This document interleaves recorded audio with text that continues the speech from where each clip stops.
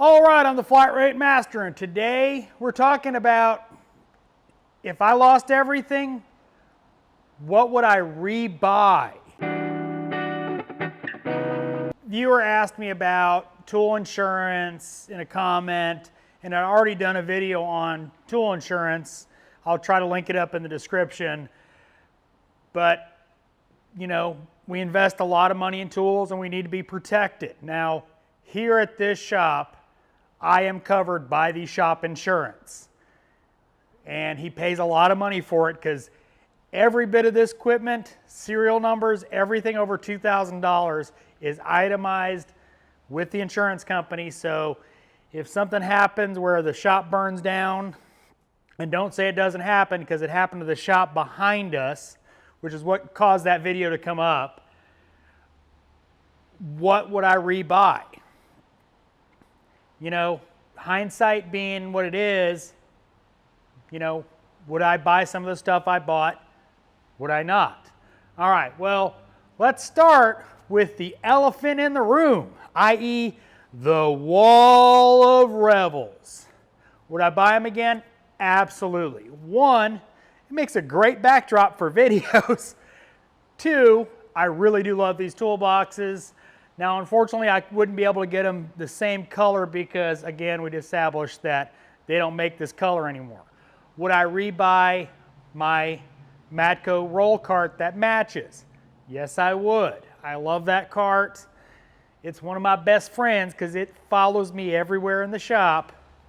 Not really, but it follows me around my bays. Now, obviously, I'm not going to be able to go through every tool in my toolbox and all that because, you know, it'd be like a 3-hour video, but we're going to hit on some of the highlights.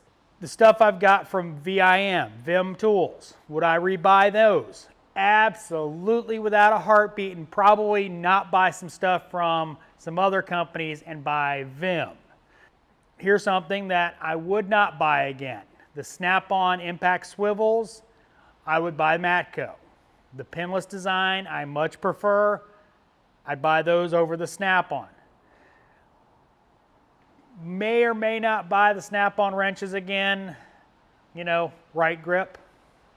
Milwaukee stuff, obviously you know I'm getting the Milwaukee stuff back if something happens. But let's talk some of the big stuff.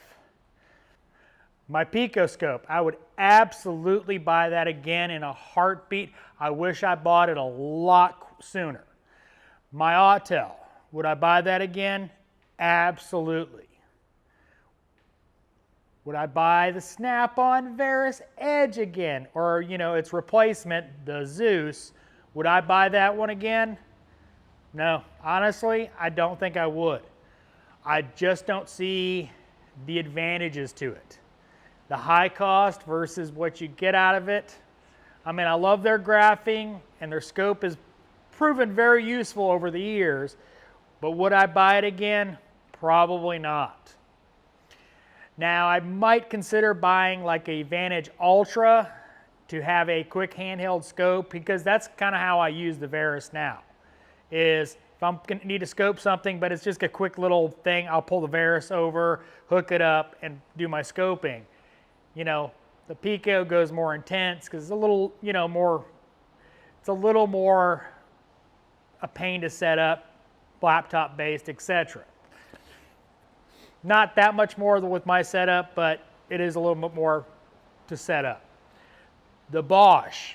Would I buy the Bosch ADS 625? Now, obviously, Bosch sent this to me, but I would absolutely buy this.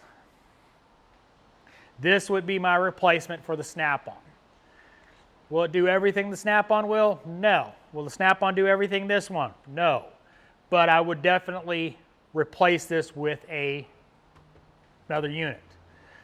I'd probably go OEM and probably pick up a launch product just to round it out, but I wouldn't, you know, the Snap-on, I know a lot of people are going to, but I really at this point, I'm over Snap-on diagnostics. They're just charging so much money and they're really not giving much out there. The other tools have their quirks, have their issues, have their holes. Every tool is going to. But for what Snap-on charges, there should be a lot less problems with their tools. Just my opinion. Now, I mean, that's going to be the big stuff. I'm not going to get into, you know, what I've bought, you know, this tool over that tool. Lots of other tools I could talk about replacing, but I figured that was just kind of a hitting on the big ones to help you guys make decisions on your future tool purchases.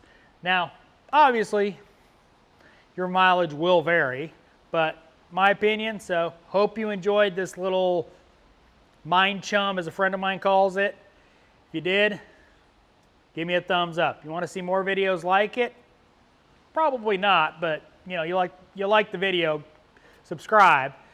Comments are always appreciated, and as always, thanks for watching. I am the Flat Rate Master.